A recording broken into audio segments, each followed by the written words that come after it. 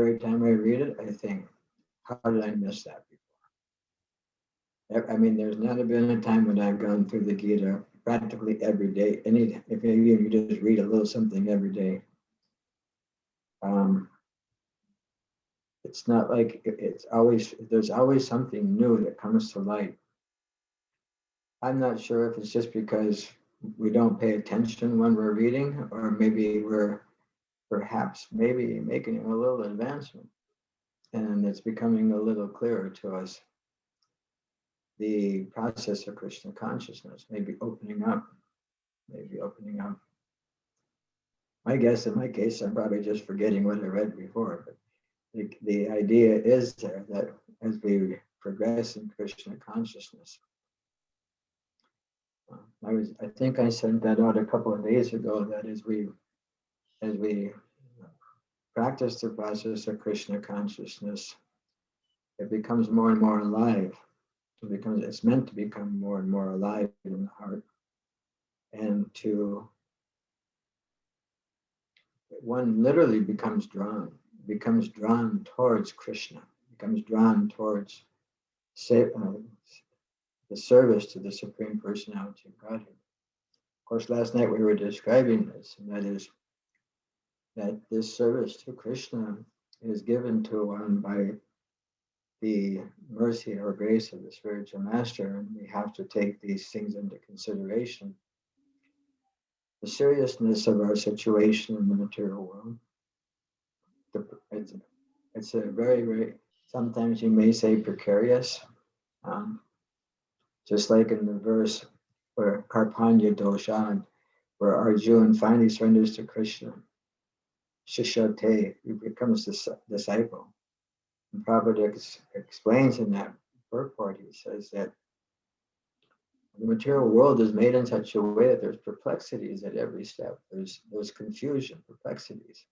I should look it up. If I start talking to my phone, it'll answer me every time I say a word. So I remember last time I did that, and then it kept giving me new words every time I said something. But we know what perplexities mean. There's confusion. We don't know what to do. We're perplexed. We don't know which way to go, what to do. We don't even know who we are, which is very, very difficult. Even though we repeatedly say we're not this body, we're not this mind, we're not these senses, still, we don't know. We've heard, but we really don't know. And so to get to know that, and to have that opportunity, great, great, great fortune. So I hope everyone, when they're, I'm going to ask the devotees to help read tonight. I'm a little worn out from the weekend, and we'll go through this. And as we go through this, just remember that we're given the golden opportunity to hear Srila Prabhupada make his Bhaktivedanta purports available to us. So I do believe we're on text 40 today. Yes, Maharaj. Yeah. I'll read the Sanskrit and then the translation, and I'll get some help with the purport. Is that okay? Good plan? Yes, Maharaj. Shri Bhagavan Vacha Pṛthā Naive Namutra Vinashashascha Vidyate Nahi Kalayana Krita Kaschit Durgatyam Tattakachati. Now we have to remember that Arjuna is doubting what happens to someone who doesn't finish. Right? What happens to someone who takes to the process of spiritual life, but in that takes to the process of spiritual life, and then due to worldly mindedness desists or gives up that practice. What happens to that person?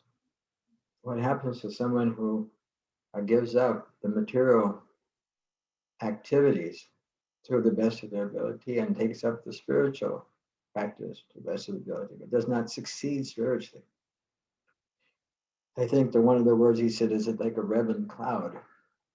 You become like an unknown. You lose your you've given up your material aspirations for happiness, but you didn't quite get the spiritual one. So you're caught in an in-between space. And so our Krishna is now answering that question. The Supreme Personality of Godhead said, if you go to that verse, Kapanya Dosha, if you go to that verse, it should be like two, are you trying to find the verse? Or are you just going to, okay, you don't have to find that verse. I'll just say, when you go to that verse, anyway, I can't remember where I was at. My brain is really tired. The purport for that verse, it describes when Krishna, that's a question. So then when Krishna finally speaks his answer to Arjuna, it says, Sri Bhagavan Vacha. And Prabhupada goes through a whole page and a half, 2-page purport explaining who Bhagavan is, why.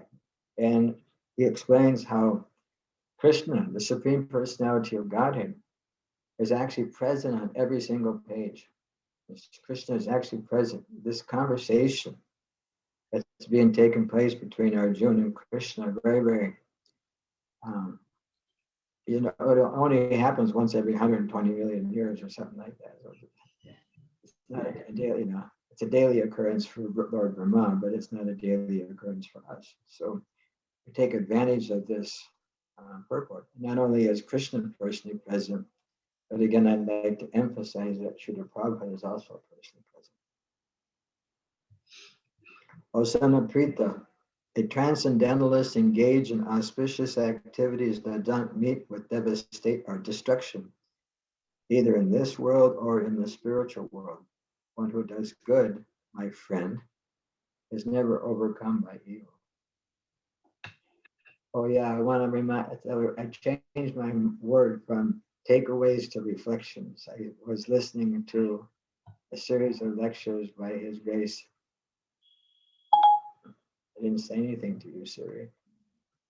I was listening to a whole bunch of lectures by His Grace Vaisheshika Prabhu. He calls them reflections. He says, okay, now it's time for reflections. So that's a better word than takeaways. Takeaway sounds like a cheap restaurant. It isn't takeaway. It's a takeaway. I gave that example. It's like a cheap restaurant. We want to be in the high class, so we reflect on the meal. We're satisfied with the meal. So do we have any volunteers, or should I volunteer someone to read the purport? Or any takeaways, any reflections on the verse from our esteemed group? I can read, Maharaj. Okay, well, let's see if anybody has any reflections. Let's see if anyone has any reflections from the verse. Well, I do. When it says one who does good, my friend, is never overcome by evil. I like that. It just resonates with me. Yeah. I said that when one of my friends passed away at the memorial. So his some of his family weren't Hare Krishnas. So I read this verse. Never overcome by one who does good. Sounds like I don't want to say generic, but it sounds like a even keel for any religious denomination. Anyone else have a takeaway? Or excuse me, a reflection? It's going to take me a while to get used to that word. Anyone else reflection from this verse? There's one that I have, but I'm just waiting to see if somebody sees it also. For me, it's quite poignant, Yeah, the part where it says engage in auspicious activities does not mean with destruction either. Yeah. Anyway, that's also a very nice one. I'm not saying mine is the best. I'm just saying I just noticed something here that's very touching. Because he tells this to Arjuna. He says, transcendentalists engage in auspicious does not meet with destruction in this world, and one who does good, my friend. when he does good, my friend. Let's see if That's we what I get was going to say. My friend. Yeah, my friend, my dear friend. Yeah. It's like it's an exceptional moment because in the fourth chapter, this Krishna described, because you're my devotee and because you're my friend, I'm disclosing you this information. And there's different types of friends, so it has to be a very, very dear friend. Everyone here, we all have a certain level of friendship, but how deep in the inner core of our hearts are we willing to go to share? But here, Krishna is sharing in this Bhagavad Gita, he's sharing the most confidential knowledge. And when you get to the end of the 15th chapter, he explains that, now I'm going to tell you something that, and he tells the whole 16th chapter. So, ninth chapter is Rajavidyam Rajaguyam. It's the most secret of all secret, and Krishna just can't hold it in. Of course, in the 10th chapter or 7th, he says that of secrets I'm silenced. So we have like this, we always have these kind of things going on with Krishna. Anyone else with a little reflection? Or should we go on to the purport? Okay, we can go to the purport. Rajabhumi, you said you'd like to read a little bit? Yeah, I can read. Just pardon my Sanskrit. Is it a Purport. quote? If it's in quotation, you can skip the Sanskrit if it's too hard. Okay, thank you. In the Srimad Bhagavatam 1.5.17, Sri Narada Muni instructs Vyasadeva as follows. If someone gives up all material prospects and takes complete shelter of the Supreme Personality of Godhead, there is no loss or degradation in any way. On the other hand, a non-devotee may fully engage in his occupational duties and yet not gain anything. Oh, wow. For material Okay, let's just do a little reflection. Anybody, does this remind anybody of anything? What gaineth the man if he profits? What profiteth the man if he gaineth the whole world yet loses his imperishable soul? Anybody? Of course, I don't know how many Judeo-Christian members we have on this group. But what profiteth the man if he gains the whole world? This comes from the Holy Bible. What gaineth a man? What profits a man if he gains the whole world but loses his imperishable soul? So if someone gives up all material prospects and takes complete shelter of God, but look, there is no loss in any way. On the other hand, if one doesn't get, what does it say? He doesn't, I'm on the wrong line. Non-devotee fully engaged in his occupation duties and yet doesn't gain anything. In other words, our spiritual connection is the most important thing. How much we invest, Any other reflections? That's nice. I'm from Pṛthā. Marge, I was wondering if I could ask a quick question here. Sure. In that second sentence, when it's talking about, a non-devotee may fully engage in his occupational duties and yet not gain anything, that gain is he talking more about the spiritual aspect more than the material? My understanding is both. Okay. It's just like we think we're gaining, but what we come with, they say we come, there's a word naked and we leave naked. I don't know. They put a suit and tie on my grandfather when he passed away. But the idea is, what do we gain? In other words, we don't gain anything spiritually. Spiritually, whatever we gain, the beginning part, if someone gives up all material prospects and takes complete shelter of the Supreme Personality of God, there's no loss or degradation in any way. So he may be considered like, I remember one time, we'd be on Sankirtan. People would say, "Hey, get a job," as if distributing books, being a book salesman is not a job. If they're religious, if they're encyclopedias, it's a job. But if it's spiritual books, it's not a job. And then a couple of Sankirtan devotees were at the farm. We had to dig this big ditch. So one of the neighbors came up, hey, why are you guys working so hard? Just get you're damned if you do and damned if you don't on the material level. But the materialist, I've often asked, I have a list of questions. Jayad Vedamar is going through the Bhagavad Gita again, document all the edits that he was required to do, just to make sure it's all clear for everyone, and have a series of questions for him that I'm going to present. And so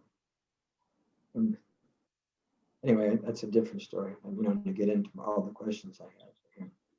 But spiritually, materially, of course, they say that we don't gain if you don't complete the project in this lifetime. That like you're building a skyscraper and you leave your body and it's not complete. Well, you didn't finish.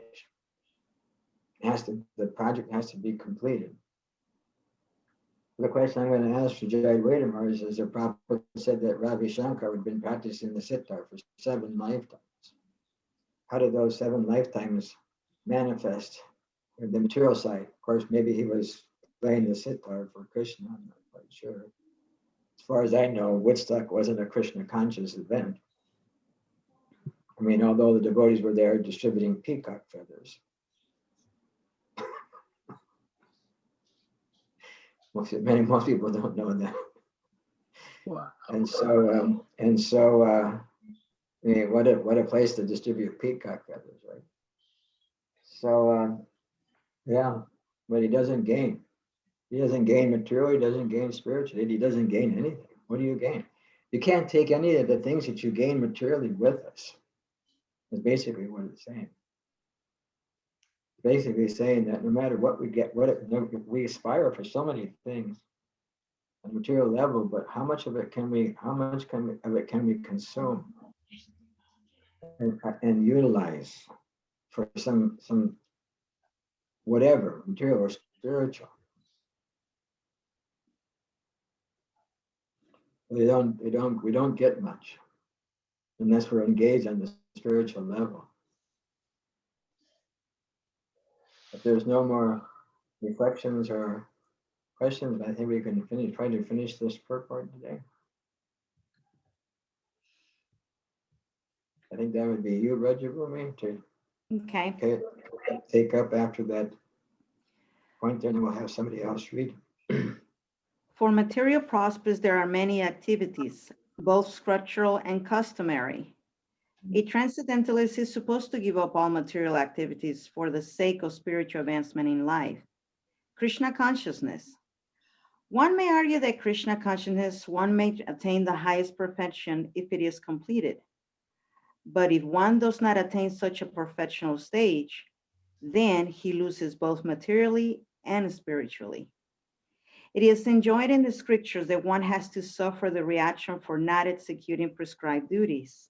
Therefore, one who fails to discharge transcendental activities properly becomes subjected to these reactions. The Bhagavatam assures the unsuccessful transcendentalist that there need be no worries. Even though he may be subjected to the reaction for not perfectly executing prescribed duties, he is still not a loser, because auspicious Krishna consciousness is never forgotten, and one so engaged will continue to be even so if he's slow burn in the next life. On the other hand, one who simply follows strictly the prescribed duties need not necessarily attain auspicious results if he's lacking in Krishna consciousness. Any reflections for this paragraph, for the whole paragraph? Anything that anybody has to add? Must be something. I mean, it was a very powerful commentary. Very, very powerful commentary. Wow, you just do this thing. Krishna. we're on text 40 of chapter 6.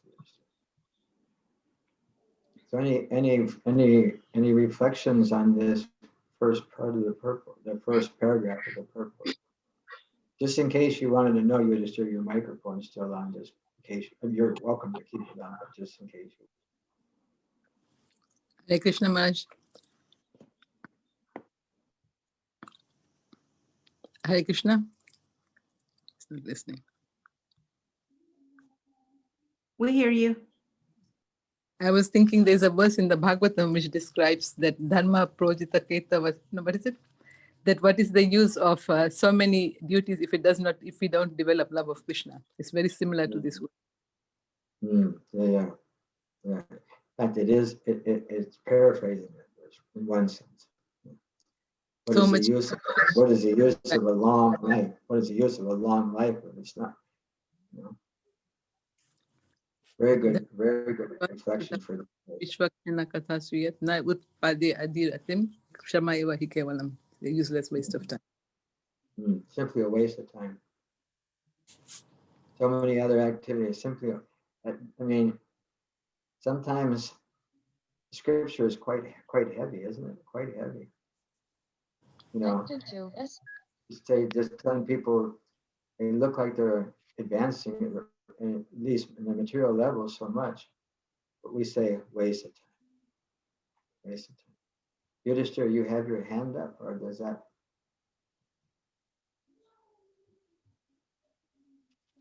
I don't have my hand up on purpose. Oh, okay. Okay. Muting again. Okay. Anyone have reflections on this purport? Smita, you usually. Hare Krishna. Hare Krishna, Guru Maharaj. Gayatri, yes. Yeah. Is it very difficult to attain the highest perfection for us? I find it's very difficult to attain the highest perfection, and surely is very difficult to complete in one life. But did Srila Prabhupada say he will accept us if we can do 80% of the Krishna consciousness? Yeah, I just want Yeah, to. I think it went down to as low as 75, but I don't know.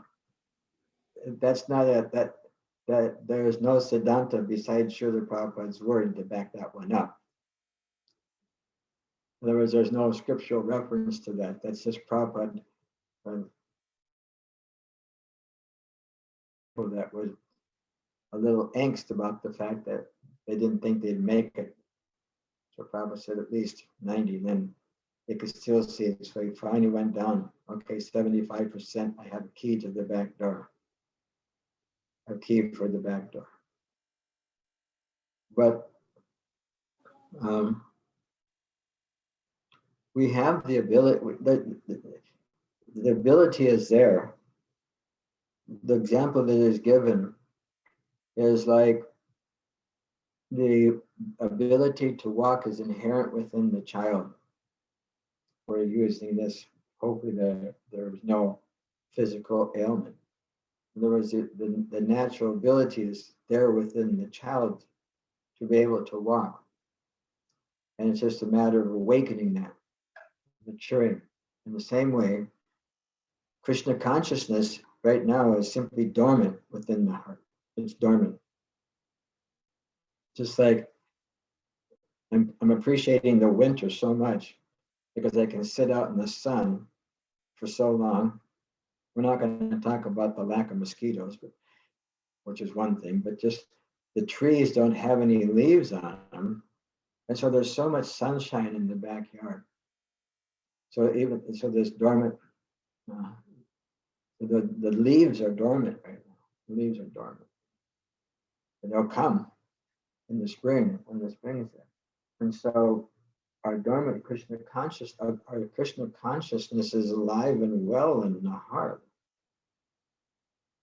That eternal relationship that we have with the Supreme Lord is there within the heart, and it's active within the heart in some sense.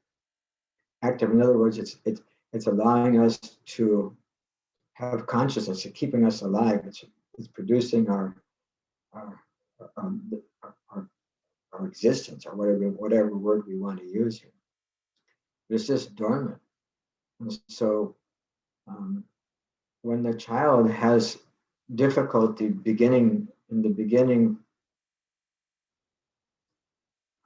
when the child has problem in the beginning walking, the whole community that he's around, the whole environment that he resides in, tries to encourage that child to just keep trying, because they all know that the child can do it.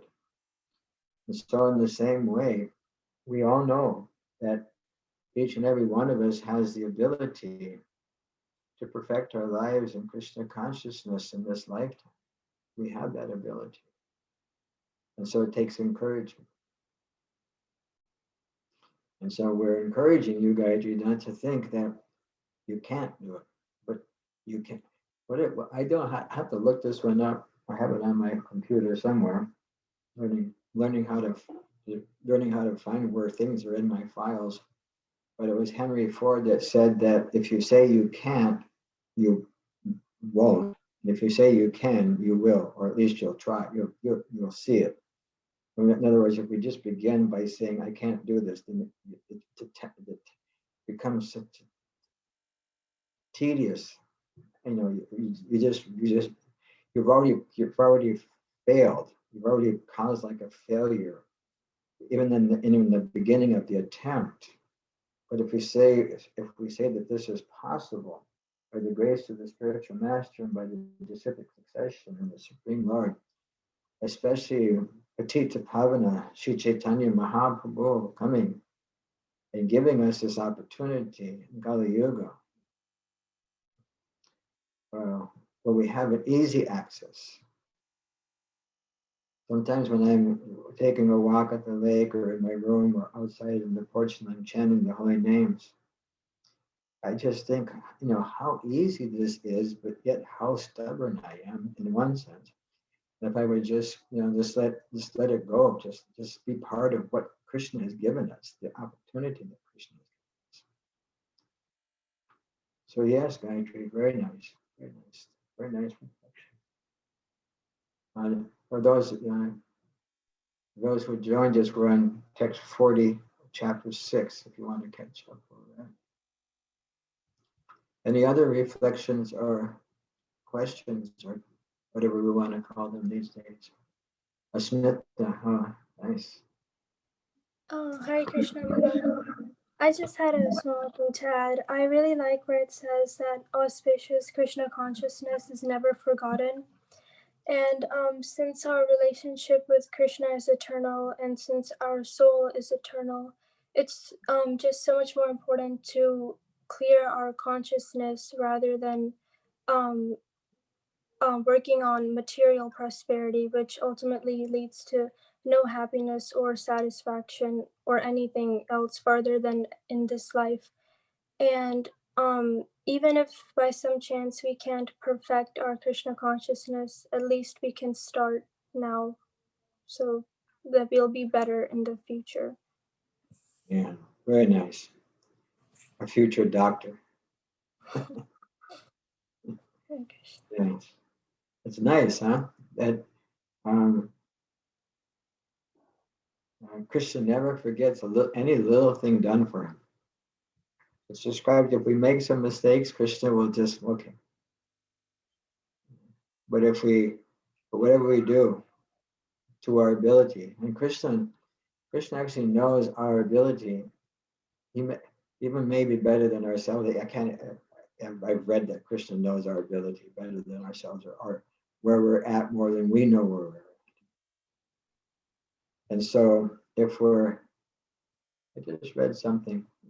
Anyway, if we're doing our best, Krishna knows. And as we surrender to Krishna, Krishna rewards. We were discussing this last night. As one surrenders towards Krishna, Krishna reciprocates.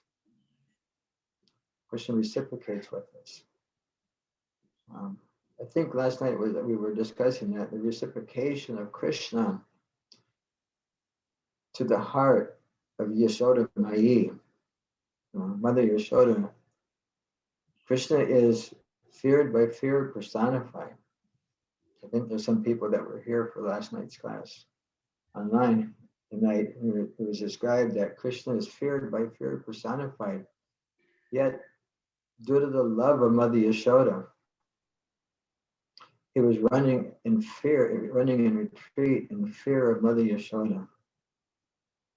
And it's described that the yogis, they can travel at the speed of mind for millions and millions of years and never get close to Krishna, but because Mother Yashoda's depth of her love, that Krishna had to allow her to capture him. It was just like the verse Pṛthā. It is by the loving relationship, that love that captures Krishna. It's a love that captures Krishna. Very nice reflection, as usual, Asmita. Very nice that Krishna keeps that. And the verse, one verse that is Neha Bikamanasasi Pratyabhaya Navijate Svapamapya Sadharma Shataitema. In this endeavor of spiritual life, there's no loss or diminution. And a little advancement can protect us from the greatest type of fear. This verse happens right after Krishna describes the analytical nature, through an analytical process, the nature of the soul. It can't be burned, it can't be dried, it's unborn, ever existing, undying, primeval. Has all those characteristics. And then before he begins to tell Krishna or Arjuna how to work in karma yoga, when he was using our activities in connection to Krishna, he explains this first. He says, in this endeavor, which I'm about to tell you, there's no loss or diminution. Because he just explained that the material body, no matter what we do, it'll become diminished. There's nothing we can do. We can't change the nature of the material world.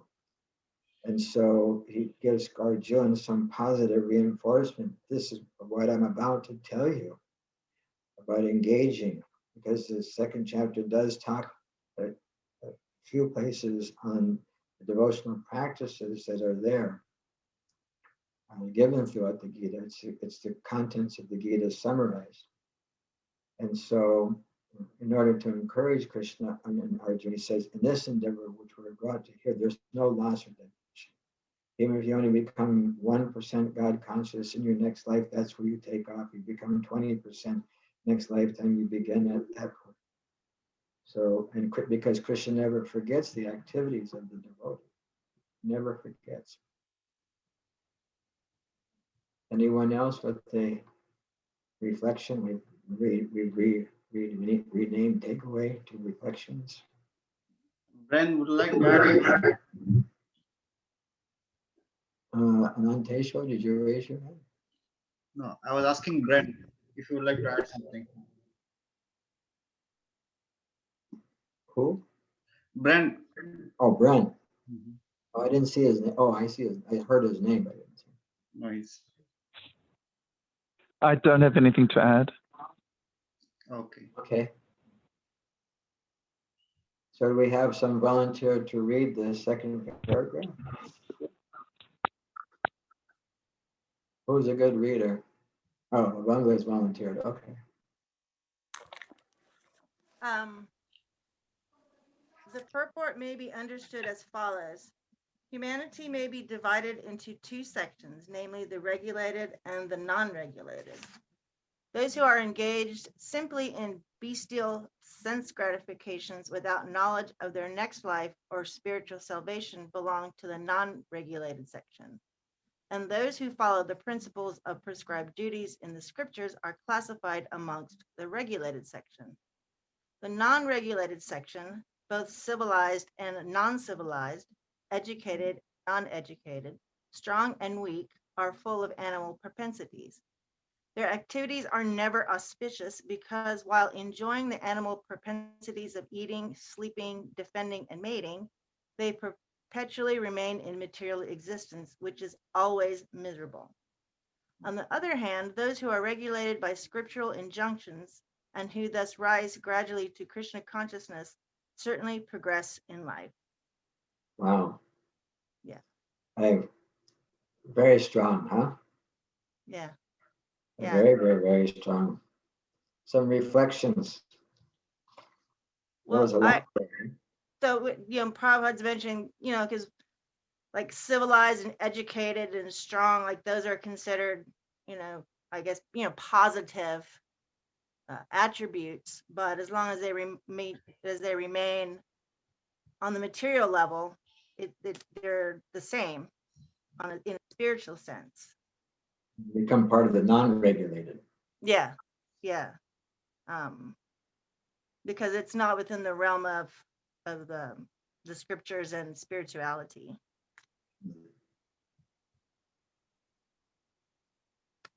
Well, we're so strong. Yeah. I remember about a year or two ago when we were having Sunday feast in the temple with lectures, and Girigraj Maharaj gave that lecture, and he said, I cannot call people hogs and dogs and rascals and fools. I'll just let Prabhupada do that in the purports.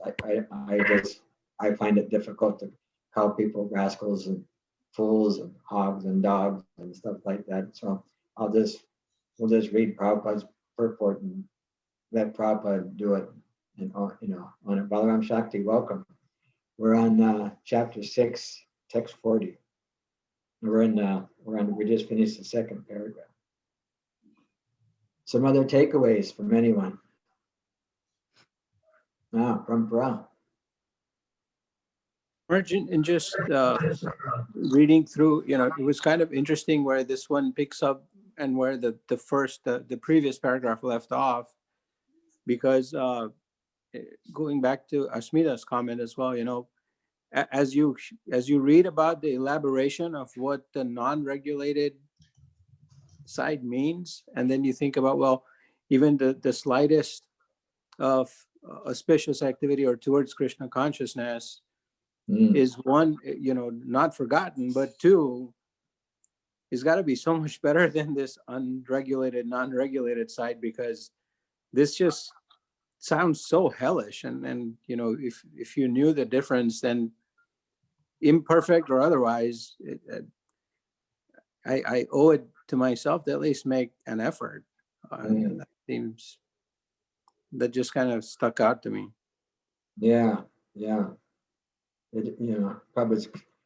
I remember when I was in English or something, reading English classes, the teacher told us the first sentence and the last one of a paragraph are the most important. Of course, I utilize that just to read the first and last sentence of a paragraph to get a good grade, get a passing grade. But yeah, Prabhupada continues on from where Asmita was bringing, and also if we simply follow the prescribed duties and not necessarily attain auspicious results, if he's lacking in Krishna consciousness, and that it's brought out here that those who follow the principles of prescribed duties in the scriptures are classified among the regulated. We may be very, very, that doesn't matter. I think we've discussed this before. When you get to the 40th verse, they're breaking that down up until about the 40th verse, because things in the mode of goodness, things in the mode of passion, things in the mode of ignorance, and then it classifies Brahmins, Kshatriyas, Vaishyas, Sudras, and it says that it doesn't matter what nature one has, what guna and karma, whatever one may be, Brahmin, one may be Kshatriya, Vaishya, or Sudra, but if he utilizes that nature in the service of the Supreme, if he uses that nature in the service of the Supreme, that person can attain perfection through that. Just imagine, in other words, you're even if you're considered to be on the lowest rung on the Varna, you're still on the highest rung spiritually. You're still up there. You're still qualified, to advance in spiritual life. Although this was very, very strong wording here in this purport, but still you can see the generosity of the practice of Bhakti Yoga. It's a very, very generous process, a very open process. Anyone else with reflections for this one here? George.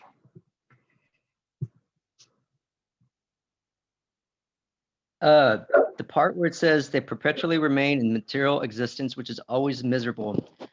That's a very sobering idea to me, because I have a few memories in my youth or when I was younger where I felt happy. And when I came to Krishna consciousness and realized and learned that those few moments in my life that I thought I was happy really weren't true happiness, they were just a higher form of being miserable. Like, that's a very sobering thought to me, you know? I don't know. I ponder that a lot, honestly. I really do. Yes, yeah.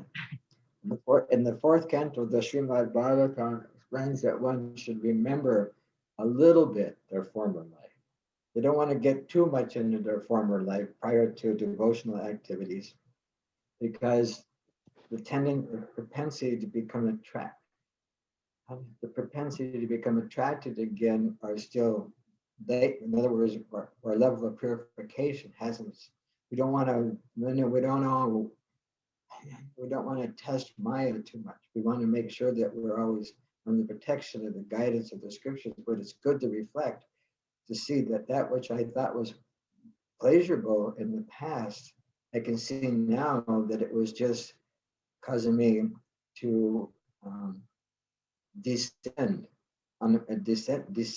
materially. In other words, cause me to fall into a more miserable condition. More miserable. Like in the fifth chapter, it's 22nd verse, that the intelligent person, he doesn't partake in the sense, doesn't engage his senses in the sense object.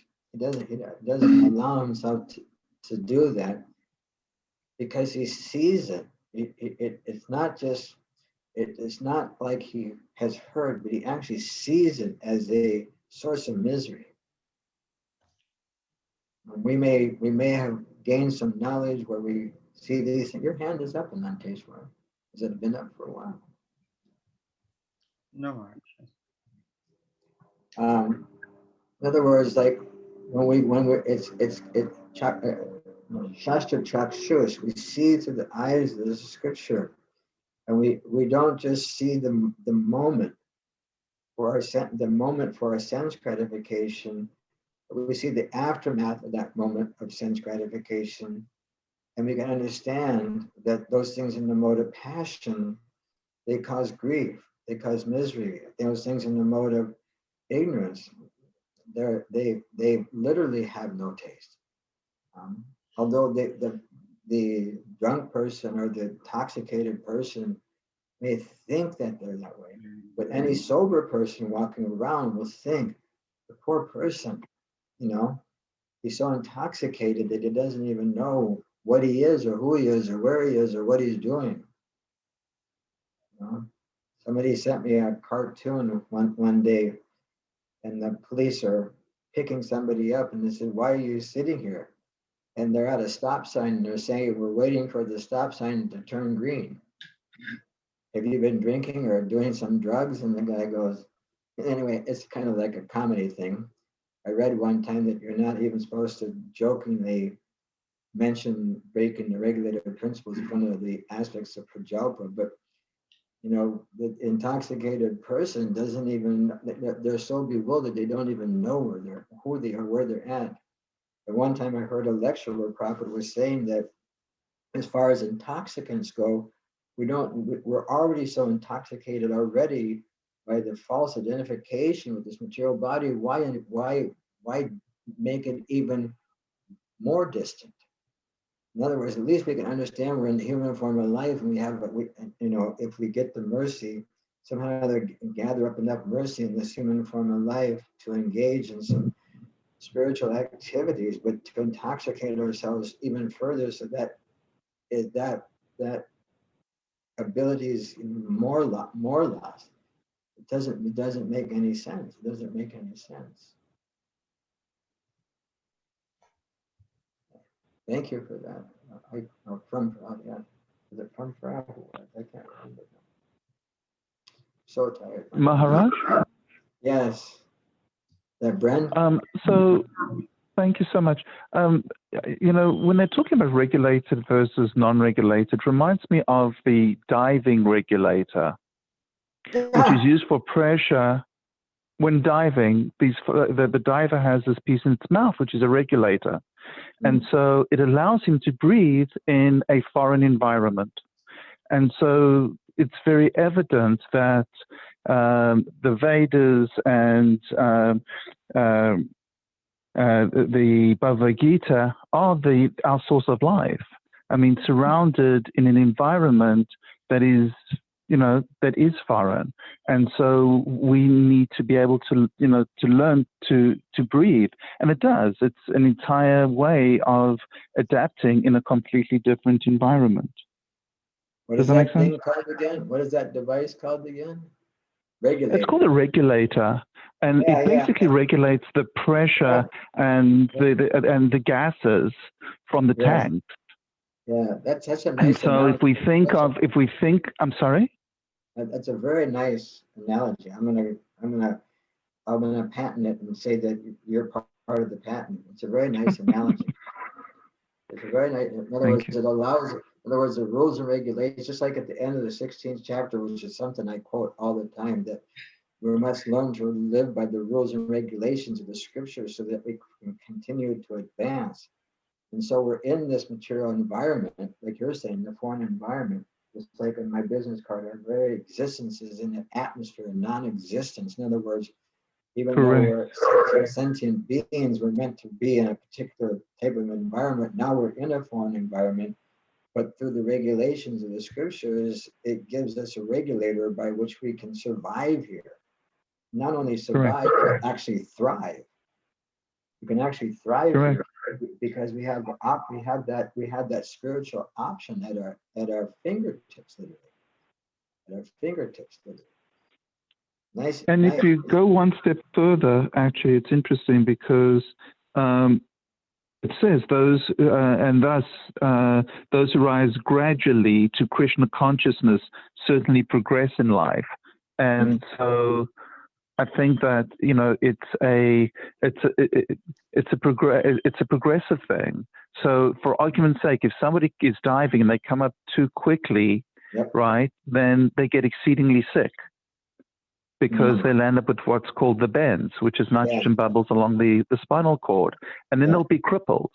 And I think that this is the idea of progress is only through the spiritual injunctions, because it's very easy, and we see this in other parts of so-called Hinduism, where people have taken on the belief that they themselves are gods, or that they are, deities, or whatever the case is. There's only one right way.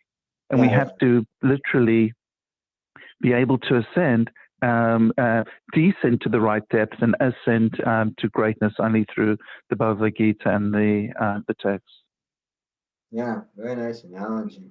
My dear friend Brahmatirtha one time did we had that folio with all Prabhupada's books you can just type in a word and you can find how many times Prabhupada said it. So gradually was like hundreds of times. And that verse I quoted from the 16th chapter, it says that one should therefore understand what is duty and what is not duty by the regulations of the scriptures. Knowing such rules and regulation, one should act so that he may gradually be elevated. And so, there's a nice verse, there's a nice purport in the first canto, where Srila Prabhupada says that one should not, try to speak above one's level of realization. And in other words, and also one should not, we have to be very, very careful, because in our activities, patience is one of the things that I want to bring up. Just in other words, in that verse we did 624, where it says that one should not be discouraged if there's a little delay in the practice. At the same time, we don't want to give ourselves an easy out, as they say. Right. We don't want to give ourselves, just an easy explanation. Well, I'm just on the gradual process, but at the same time, endeavoring to the best of our abilities. And although the process may be gradual, we remain patient. We remain patient, remain steady, and knowing, just like I was in a class, I think it was Ramburu, which he was saying that, yeah, I've quoted this to this group before. I may not be where I want to be spiritually, but at least I'm not where I used to be, which is a nice way. In other words, I mean, anyway, most of the devotees, unless we're born in Krishna consciousness and have been able to sustain Krishna consciousness throughout our lives, many of us have a past that has to be overcome. Nanteshwar, what moment or minute are we at here? We're getting close, right? Yes, Maharaj. We didn't quite finish the purport today. What it's like two. Oh, wait a second. Yeah, we got 2 paragraphs left. So we'll catch up next week, huh? Yes, Maharaj. So, Maharaj, before we go, there was a question from Iman's iPhone. We'll jot Okay. that name. It says, does non-regulated also means atheistic? Mean Atheistic. Atheist? Yeah, atheistic. Sorry. Yeah, atheist, yeah. Well, I mean, you could follow some rules and regulations. I mean, I would say to a certain degree, yes. But I'm just thinking that I know some people that don't believe in, or they claim not to believe in God. When they're really questioned, they kind of like go to the agnostic level, where they just not sure. But why would you follow any rules and regulations if you don't believe in them? Of course, they believe in rules and regulations. It's like, I think it was it with this group or another group, we were talking about that, some people say they don't like organized religion. Is it religion you don't like, or you don't like organization? Because, we were discussing, you have to put the food in this. When you can't put the food, you're already following organization already. You're putting the food in here, you're putting the sound in here, the light goes in this one. You're already following an organized system. So is it just religion that you don't like? And so, but getting back to the point, atheists, I mean, most atheists follow some rules and regulations, but they do so in the wrong way. This is what our Krishna describes in the 17th chapter. They do so in the wrong way. They may follow different things, but they do so in the wrong way. And so, yeah, atheist. I thought to get a license plate that says A, then theist. I don't know if they would let me get it. They don't, but I just thought it would be a good one. But unless one has a relationship with the Lord, without God, there's no real reason for morality. There's no reason for, for all these things that, a true atheist would appreciate. They would appreciate that there's rules for not killing people and not, doing all kinds of absurd things that happen in this world. And so without supreme moral being, what is the source of that? And they can say that we've developed a certain level of consciousness through the process of, whatever they call that, evolution and stuff like that. But we see that even amongst lower species. We see that even amongst lower species. We'll see one living entity helping another living entity of the same species, and their developed consciousness is not there. So we see that. So we can't attribute it to that. So yes. Thank you, Maharaj. Okay. Thank everyone for attending tonight. Nice to see everyone. Thank you. Hare Krishna Maharaj. Krishna Paramparana, Hare Gayatri. Krishna, Guru Maharaj.